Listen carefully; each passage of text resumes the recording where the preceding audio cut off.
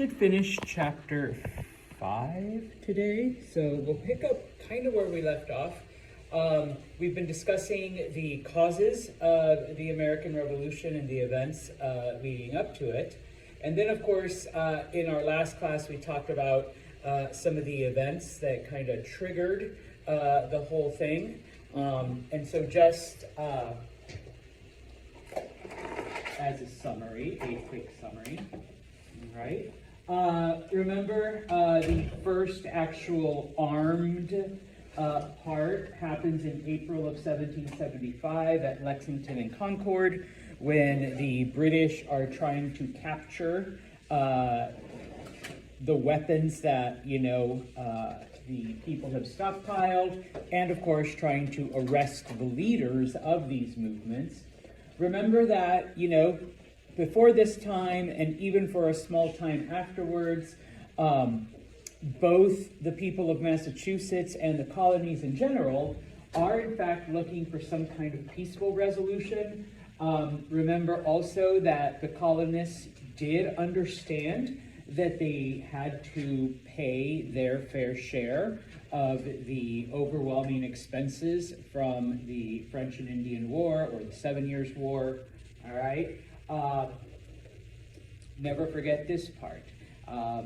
The one condition, though, is that they wanted a voice in Parliament. They wanted a say in, their own governments. No taxation without representation. And so for the longest time, we do see, because remember, it's April from 1775 until, I just figured you'd remember, but, until July of 1776, where, we don't see a lot happening and we see people trying to find a peaceful resolution until the publication of Common Sense, all right? This does, in fact, radicalize most of the colonial representatives into a much more, independent-minded course, okay? But despite this, I also want you to remember that for most of the revolution, and this is just like the basic breakdown that historians have made, it was never more than 1/3 of the people who actively wanted a new country. 1/3 of the people were like, whatever, we'll go with whoever wins. And then the last third, actively fought for the British, actively wanted to remain a part of Britain because they saw themselves as British citizens, okay? We see then the Declaration of Independence is written up predominantly by Thomas Jefferson from many of the ideas of John Locke. And, I showed you, we went through the different parts of the Declaration. And so once it's ratified, once it's approved, we do get, then the revolution underway. Once again, we cannot focus on a lot of the stuff. George Washington is appointed general of the Colonial Army, of the U.S. Army. So please remember, for the first 2 years of the war, the colonials mostly lost. All right, they were beaten on the battlefield pretty much completely. Now, of course, there were some small skirmishes that the Americans did win, namely at Princeton and at Trenton. But for the most part, there was a couple other ones at Ticonderoga and whatnot, but for the most part, it is the British that are winning, okay? Now, I know we don't really talk about this, and there's not much in your textbook, so I'll just throw it out now, just, if you're really interested. As far as the Navy went, the U.S. really didn't have a Navy, and so what they did is they hired what are called privateers, okay? If you don't know what a privateer is, it's basically just a pirate that now works for you, okay? So whereas piracy is considered a crime, and if you're caught being a pirate, you're basically hung. That was the penalty for piracy. As a privateer, you can fly the flag of whatever country hired you, And you actually have some protections, and because it's considered an act of war. So most of the U.S. Navy was made up of privateers. As far as other areas went, specifically the West, it was predominantly natives versus natives, with certain colonials, okay, people from like Virginia or the Carolinas that would go out there and lead them, because obviously the natives really have no reason to, go against whatever unless the colonials or the British were kind of stirring them up, okay? And so, I do have just a few clips just to kind of remind you, and I just realized I didn't prepare this part really, really good, okay? We'll start with this, actually, okay? So after 2 years of constant losses, basically, okay, we end up in a situation where George Washington has been defeated in New York, and he's forced to flee all the way to Pennsylvania. And so that's where he is. He's kind of hiding out in Philadelphia. Okay. New York is under the control of a man named William Howe. He is a British general. Okay. And the British come up with a strategy to try to bring the war to an end, to try to shut down all the rebels. And the thing is they want to divide New England from the rest of the colonies. They want to split them up, okay? And I put up there why, okay? But if you recall, I'll give you the answer, all right? Most of the problems, most of the issues happened in which colony, and specifically in which city? Boston, Massachusetts. Yes, it happened in Boston and Massachusetts. Okay, that's where the bulk of the rebellion started. That's where the bulk of the rebels, are from. And so, by cutting off, all right, those colonies, they figure, the other colonies won't, back them up anymore, and, we can focus exclusively on Massachusetts. And so their plan is that William Howe will take his army, which is in New York City, and he'll march north, okay? At the same time, in Quebec, the British army is under the command of a man named John Burgoyne. And so he would take his army south from Canada, okay? And so you've got two armies coming in, all right? And then a third, much smaller army, led by a colonel named St. Leger, okay? He would swing south, but go like across the Great Lakes, and then come across via the Mohawk River, okay? And pass through this beautiful area that we live in right now. This is where local history starts to, That's why we have a fort and stuff like that, okay? And so the plan is that the three will converge in Albany, or near Albany, and then like launch a bigger attack into New England, into Massachusetts, okay? Because, that's where the rebels are. That's where the bulk of those people are, okay? So this is the big plan to end the rebellion, okay? Now, once again, FYI, it's been about 18 months, okay? And the British have won just about every major battle they've engaged in, okay?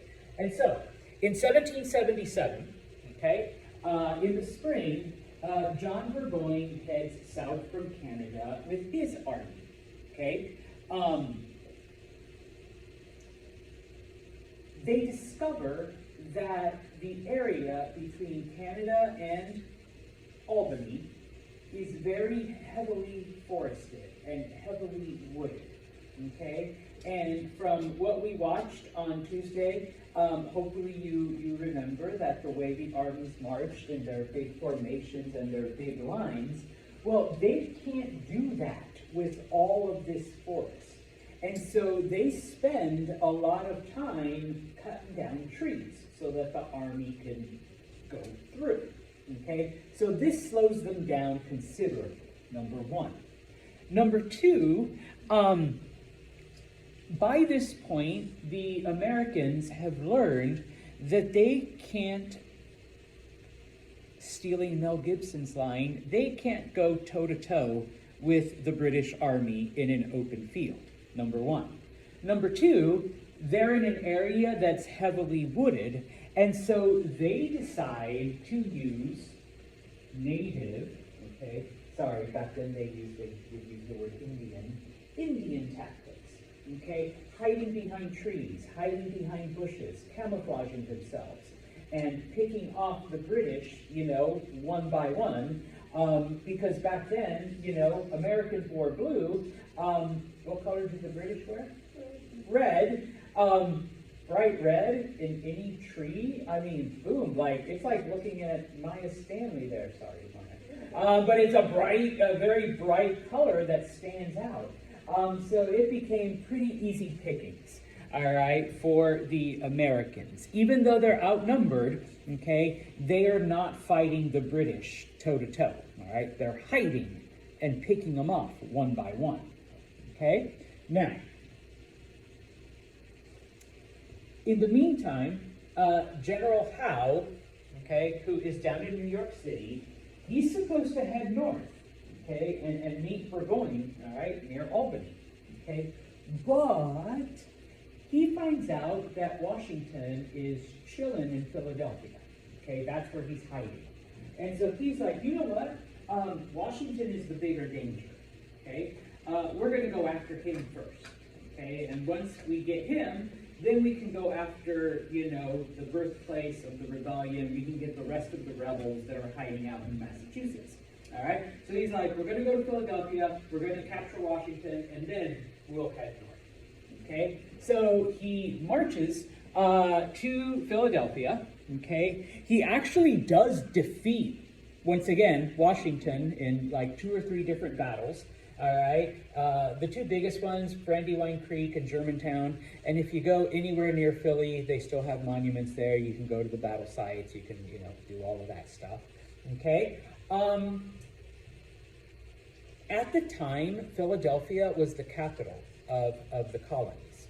Okay. So with Washington defeated, and once again, from the clip we saw on Tuesday, the Americans like to run away, and so the British have to chase them down. This is basically what Washington ends up doing, running away. All right? So Philadelphia is undefended, okay? The British conquer Philadelphia, they go in, okay? And, Congress has to flee, anyone who was loyal to the Patriot cause have to flee, and whatnot. Now, you have to understand that back then, Philadelphia was a much bigger and more important city than New York. This is where the culture was. This is where, the government was. This is where everything was. And so they get there, and Philadelphia is a very cosmopolitan city. And the people that remained are like, all right, guys, come on in and have fun. And, we've got bars, we've got clubs, we've got all this stuff. And the British soldiers are like, hey, this place ain't half bad. It's actually a little better than New York, type of thing. And it's like, they'd rather be, relaxing and eating and partying in Philadelphia than marching north through the forest, as was the original plan. Okay, so the plan changes. Okay, General Howe and his men decide they're just going to hang out in Philadelphia. Okay. And so, this is, and once again, I am so sorry, when I took this class, we spent 3 weeks on George Washington at Valley Forge. Because by now it's wintertime, okay? Back then the armies didn't fight in the winter, all right? So, Howe says, hey, we're already in Philly, we're just going to spend the winter in Philadelphia, okay? Washington sets up his winter quarters at Valley Forge. And it's like the whole, they had just gotten their butts kicked twice. They had been forced to leave Philadelphia. They had very few supplies. They were living in tents. Some of them didn't have enough warm clothes. They were expecting to stay in Philadelphia, but now they're in the middle of nowhere because, they get beaten, okay? And so, okay, that's basically what's going on. In the meantime, okay, Burgoyne is still trying to do his part. He's still trying to head south, okay? He actually almost makes it to Albany. He makes it to Saratoga, okay? Which Saratoga isn't that far. I mean, he's practically there, But the Americans have been relentless in their attacks.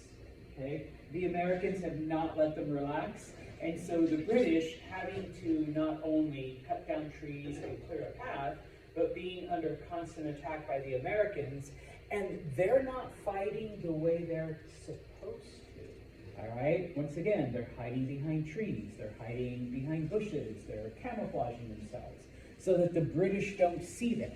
Okay, and so October 17th, 1777, okay, Burgoyne surrenders at Saratoga, all right, the Battle of Saratoga.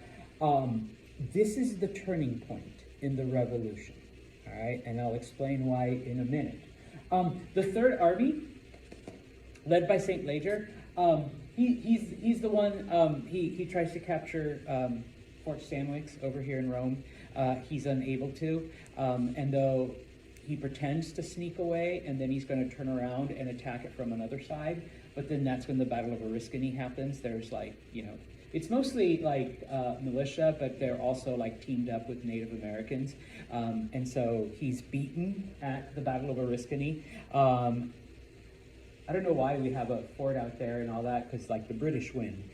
They force St. Leger to go back. Okay, so he doesn't actually like win anything. All right, but that's the local part. Okay, so as I said, okay. Oh, you knew there was a map coming. All right, there's the thing that actually happened, and yeah, Gates is actually down here in Philadelphia. All right, he's supposed to be heading up there as well. Okay, I don't know why I put up two maps. Okay, now Saratoga is the turning point. Okay, and I will talk about that in a minute, okay? But I do want to show you one or two clips, okay? First off, though, I completely forgot to reset this, so give me a minute. Settings. I hate this. Sorry. System display.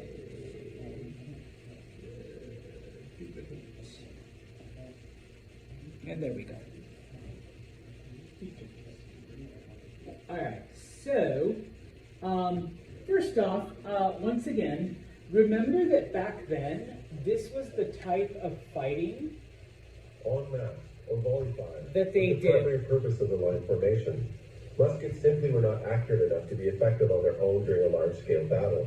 However, volley firing a line of muskets at the same elevation and the same target created a saturation effect, guaranteeing some of the shots hitting the enemy.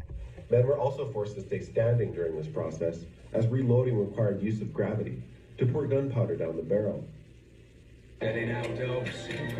Fight. And these are just different clips from different movies. Attack. Good again, dogs. Firing all at once also helped to drop large sections of an opposing force, which could break a formation and cause a rout. Line formation warfare was often a giant game of chicken, to see which side would flee first. Due to lines often breaking and fleeing before being wiped out, line warfare was often less deadly than sometimes portrayed on film.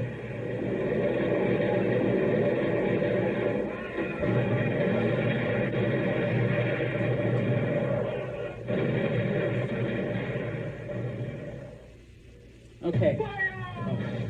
Lines benefited from a decreased vulnerability to cannon fire. Solid cannonballs bounce, and the thinner a line, the less damage it can do bouncing through it. There's a good example of this bouncing effect in Mel Gibson's Patriot. In the American Civil War film Glory, you can see how the human body does little to stop an iron cannonball. This scene was inspired directly from a Civil War diary. So, that's a good place to stop it. So, they walked at each other. They kept firing, but like he says, you have to remember that the weapons were so inaccurate back then that even though in the movies, they show all this, you were very likely to survive, and not get hit. All right, that's how inaccurate the fire was, and the cannonballs. Despite the one that knocks the guy's head off in the clip I showed you on Tuesday, they would literally just roll through and, you could avoid it type of thing. So that's why they fought that way. Now, I'm not showing you the whole thing. It's like literally like an 8-minute thing explaining the history of this. But this is how humans fought, like going all the way back to like the Roman Empire, where they would, except back then they used spears and pikes. And then once they developed gunpowder and guns, now they fought this way, type of thing. And it even like will show clips how during the Civil War, they still fought that way. They tried to fight that way through the early parts of World War I. But unfortunately, by then, they had invented machine guns, which would just mow. You knew what I was going to do. They just mowed people down, okay? And for a while, they'd be like, well, how about if you just run faster?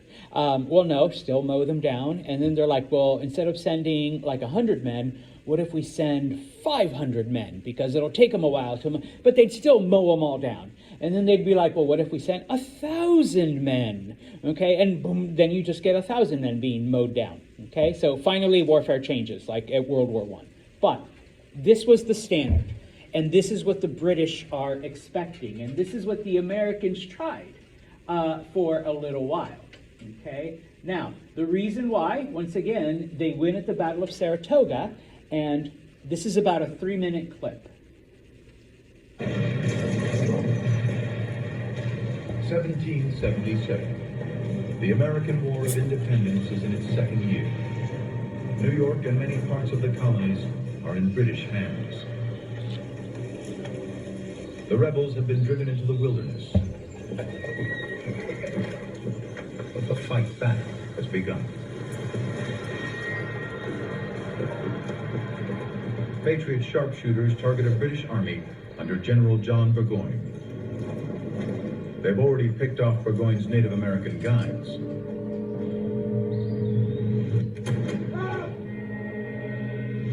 Now the two armies meet near Saratoga. Here the rebels break the rules of 18th century warfare and start targeting British officers. The plan, leave the foot soldiers leaderless. Your officers tended to be your most educated guy. They understood the communication line. They understood exactly what the orders were. They were the source of trying to get something done on a battle space. In Britain's 53rd Regiment, all but one of its 11 officers are killed or wounded.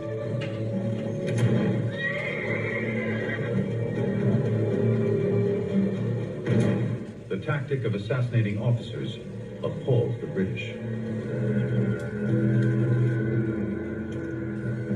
On the defensive, the British regroup under General Simon Fraser. He brings fresh spirit to the beleaguered British Army. Daniel Morgan, commander of the sharpshooters, acts fast. She know that tree and take out the redcoat on his high horse. His best shooter is an illiterate frontiersman from Ireland, Tim Murphy. This shot will turn the tide of the war.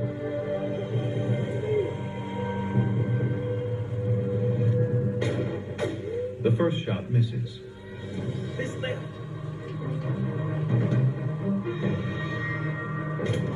The second skims his horse. Too high. Reload. Come on. Take him out.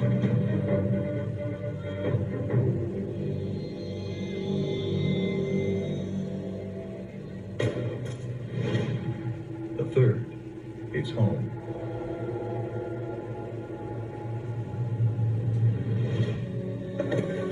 You could argue that whoever fired the bullet that took out Simon Fraser did as much as any founding father to establish American independence.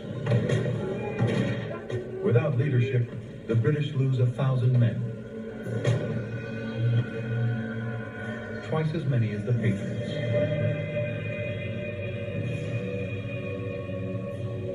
So,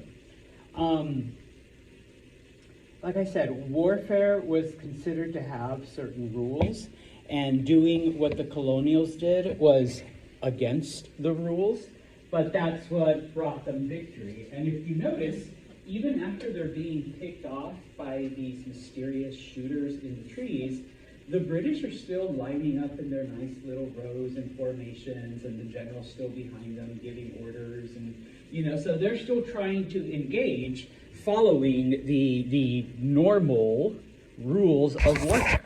Okay, so the Americans win at Saratoga. It's a pretty decisive victory. Okay, why? Why is this important? Okay, well, up until this point in time, okay, one of Washington's aides, okay, was the Marquis de Lafayette. All right, he's a French nobleman from a pretty important family. Okay, and he has been there, helping Washington. He's been, his aide. And at the same time, okay, that he's been fighting with the Americans, he has been trying to get the French to side with the Americans. Okay, now, nobody likes to back a loser, all right, And the French were like, yeah, we really want to get back at the British for beating us in the 7 Years' War, but there is no guarantee. Like, we've seen the Americans fight; they get their asses kicked in every battle that they fight in. It's no joke, If we help the Americans, there's no guarantee that we'll get anything out of it, other than more humiliation and stuff like that. Okay. So the French, despite, Lafayette's pleas, despite the fact that Lafayette's family was important and had influence, the French are like, no, I mean, we'd love to help and we'd love to humiliate the British, but we're not going to back a lost cause. After Saratoga, though, okay, the French were like, you know what? If the Americans keep doing what they did at Saratoga, there's a chance. There's a chance they could win. And that chance increases exponentially if we start helping them, okay? They already did a pretty good job on their own. Imagine how much better they'd do if we help them. So after Saratoga, the French do in fact come in on the American side. Now, it's not just the battle, okay? I mean, that's like a big thing. They see that the Americans win, and they're like, okay, you're showing us something good, okay? But during this time, Ben Franklin is in Paris, and he's working hard to try to convince the French as well to fight on the American side, okay? And Ben Franklin is able to mix fact and fiction and, whatever, to try to get the French on the American side. And he is pretty convincing, number one. Number two, he is really, really popular in Paris, okay? Because the French see Americans as total redneck, bumpkins, backwood, uneducated, uncultured.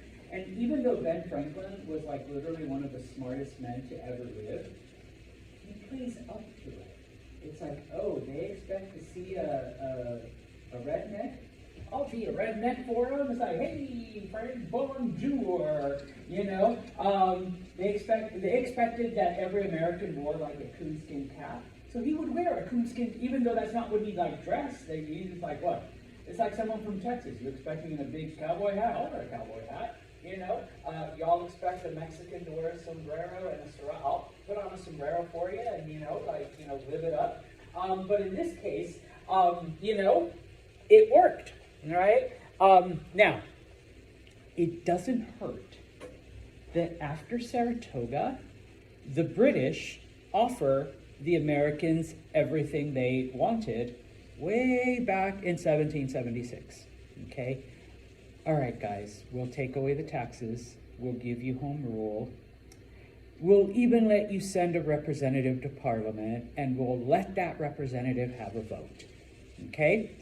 At this point, oh, wow, you're backing down, but, we just beat you in this battle, and the French are now willing to help us with anything we want. Well, the colonials don't just say no, they say hell no. All right? We're in this till the end. Okay? So, in 1778, in February, the French and the Americans sign a treaty. Okay? That basically, number one, France will support the United States until it wins its independence from Britain. Like, no matter how long it takes, the French are there. Okay? Now, there's some other parts of it as well that no one really talks about because it's not convenient. But France and the United States actually sign a commercial treaty as well, where, like, okay, once you're independent, all right, your only trading partner is going to be France. You're not going to be like buying and selling shit to the British anymore. You know, France is going to be your and you're going to import French goods, and you know we're going to have, and it's like, okay, yeah, all right, because that'll benefit both of us money-wise, type of thing. Okay. Some of the other things that, like I said, nobody talks about. Spain is an ally of France. Okay, so the colonials also get Spanish help. Okay, bless you. All right, the Netherlands is also an ally of France. So I know people don't think of the Dutch as this great military power, but they do get Dutch help and Dutch support. All right, so especially out on the ocean, especially the navies, they're not just fighting the American hired pirates anymore. They are now fighting the French Navy, the Spanish Navy, and the Dutch Navy. Okay, so it's like little by little, you know, you're getting this combination. Now, because the French had some influence with some of the other countries in continental Europe, specifically Russia. At the time, and once again, we can't talk about Catherine because this isn't European history, but Catherine the Great was the queen of Russia at this time. She actually, and even though Russia was technically neutral, she organizes other countries that are also neutral, but she gets them to boycott all kinds of British goods. Okay? So financially, all right, they hurt the British. All right? And so, the French then begin to give the Americans guns and soldiers and money and weapons and ships and pretty much anything the Americans want. Okay, after 1778, it's estimated that over half of the people that actually fought in the American Revolution were French soldiers. Okay, so France sent like all kinds of like, you know, soldiers into the colonies, and they were the ones fighting the British alongside the American army. Okay, and so now that we have more numbers, and in this case, the French are fighting a conventional war. You know, what I just showed you. You know, soldiers to soldiers, lines to lines, and doing the whole thing.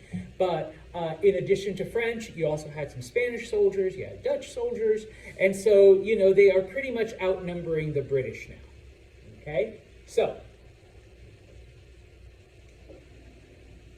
once again, I can't get into all of the battles that start to happen after the French join, but needless to say, the British win some, the Americans, the French, win a lot more. Okay, so it starts to even out until we get to 1781. Okay, the war is still pretty much even.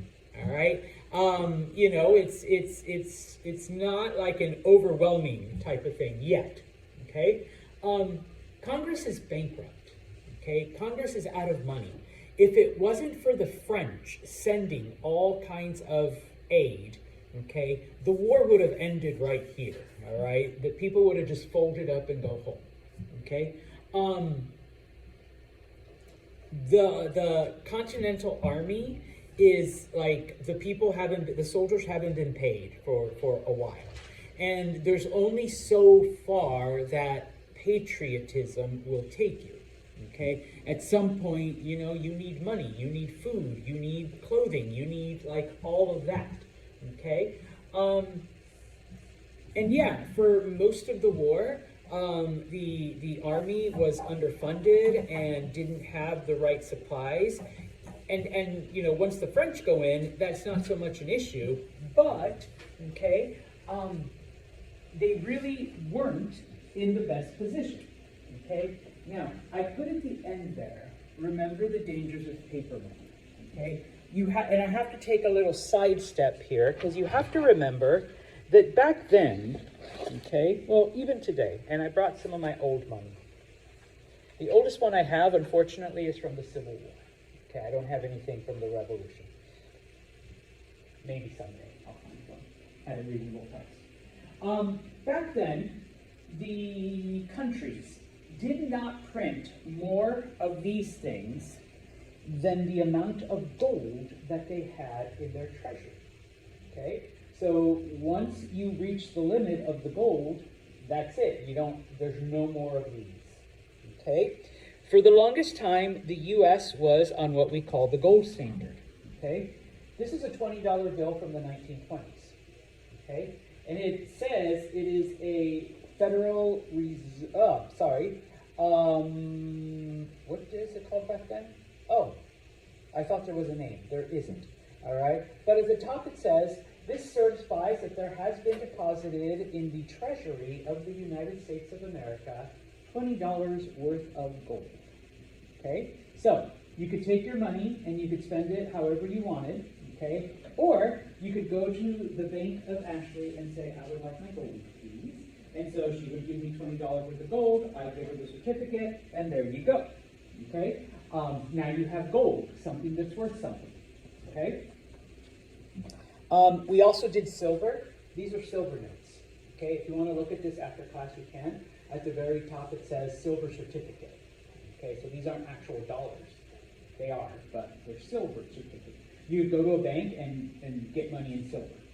Okay, we went off the gold standard in the 1930s during the Great Depression. Okay, and so sometimes I'll ask students, and I left my real dollars back in my office. How much is this worth? And people are like, $1. I'm like, no. How much is it really worth?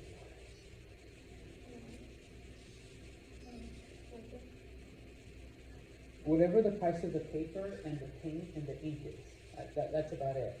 Okay? There's really nothing to back this up. This is where we can get into like the whole scary conspiracy shit. All right? If the world collapses tomorrow, this is good to start a fire.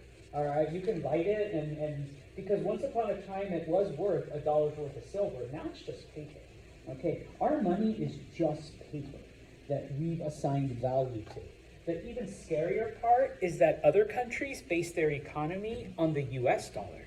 So if the US dollar collapses, other economies collapse as well. Okay? Now, we went off the gold standard in the 1930s during the Great Depression. We went off the silver standard in the 1950s. Okay? So you'll see I have some silver bills from the 1950s still. Okay? The more paper money you print, if you don't have enough gold to back it up, okay, it becomes worthless. Because what happens if everyone here comes to me and says, Mr. Santos, I want $20 in gold? Okay, well, I don't have that much to give you. Okay, so some of you are going to lose out. All right, and that's basically what happened whenever. And Congress did this. They printed more money than the amount of gold that they had. And so the money was worthless. Okay? Last thing before I move on. This is a $10 bill from the Confederacy, from the Civil War. Okay? But it's from the Confederate States. This is literally worthless. It was worthless 150 years ago because the Confederacy only had X amount of gold, and they kept printing more and more and more and more of this, and the more of this that they printed, the more worthless it got, because this one is $10. But if they only had $1 worth of gold, guess what? Most of us would be out of luck. I'd only get $1 in gold. I wouldn't get the full 10. Okay? So that was the danger of paper money. All right? And Congress did that a lot. All right? Somehow, though, thanks to the French, they managed to get away with it. All right? Now, Cornwallis is conducting his campaign in the South.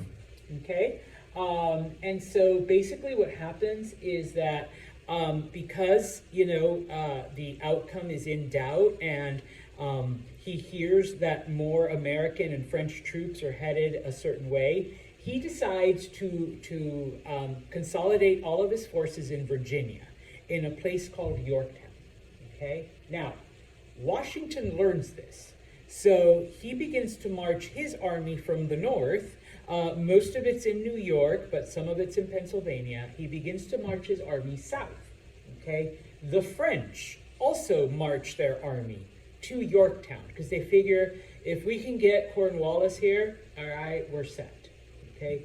In addition, the French Navy is in the Caribbean, and so they send the Navy to Virginia to try to block off any escape that the British might try, okay?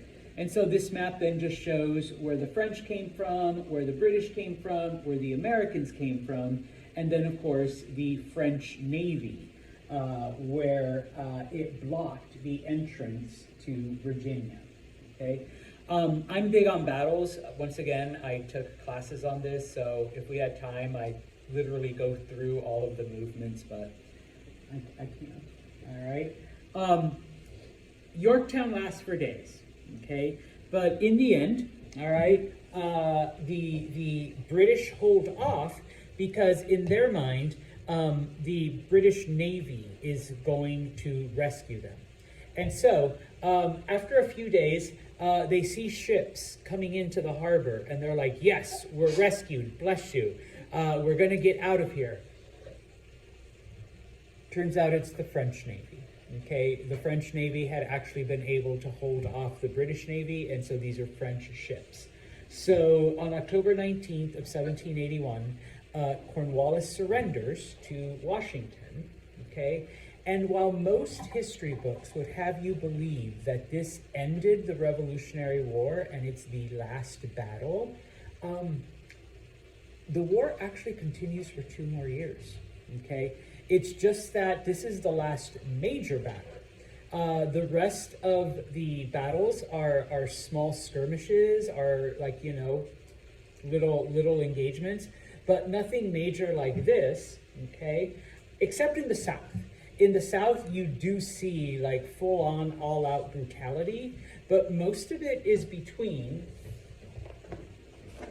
the third of the people that actively support independence and the third of the people, the loyalists, that support remaining a part of Britain. And it always seems to be that way. Like, you fight with each other more than with your actual enemy. All right? So, a couple of things. I'm sorry, we're running out of time, so I won't test you on the other stuff. But in 1783, okay, the Treaty of Paris is officially ends the war, okay? So it takes 2 more years after Yorktown, okay? So I will ask you, all right, what is the most important thing that the Treaty of Paris does? Number 1, it recognizes the United States as an independent country, okay? Number 1, that's the most important one, really, okay? Number 1.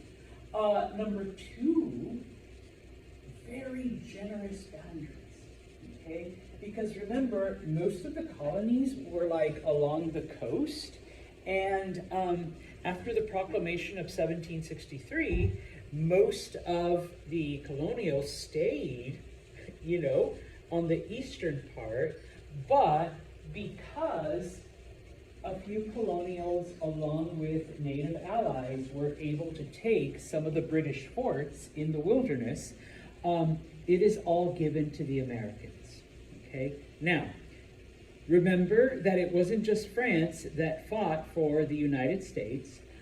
Spain was also a part of it, and after the French and Indian War, Florida was actually British for a couple of years. Well, I guess 7, 8 years? Now that we're at the end, Florida goes back to Spain. That's one of the conditions, okay? And because the Dutch fought also on the side of the Americans, the British give up several islands in the Caribbean, and an area in South America called Suriname. Okay? Today, Suriname is still Dutch. They speak Dutch there. And there's islands like Aruba, and there's one called Aruba, I want to say, that are actually Dutch-speaking islands. Why would the Dutch want random islands in the Caribbean? What grows there? Don't say marijuana. We're not there yet. Oh, sugar. They wanted to profit on the sugar trade. And so, you know, and they did. They made quite a bit of money. Other things, like this is where like the British officially get Jamaica, and a couple other islands. And like I said, the French get like Martinique, and there's like one or two other ones and stuff like that. So most of it has nothing to do, but most important, US is independent, all right? It recognizes it, and of course, generous boundaries. And if you want to say some of the minor things, Spain gets Florida, and the Dutch get Suriname and a couple of other islands. And so, to finish this, okay, we see everything in green is the United States, okay? So once again, remember, like it was just along here originally, okay? But it goes all the way to the Mississippi River, even though there's like nothing here, no people there, all right? It goes all the way here, and they never determine exactly where the boundary there is. Don't worry, Andrew Jackson will fix it in about 30, 40 years, okay? And for the longest time, this actually doesn't get resolved until the 1840s. They're never sure where the boundary between Maine and Canada is, or the boundary between Minnesota and Canada is. Okay, like I said, it takes all the way to the 1840s before that's resolved. But this becomes the United States. All right, and from this point on, then, boom. Okay, questions, comments? All right.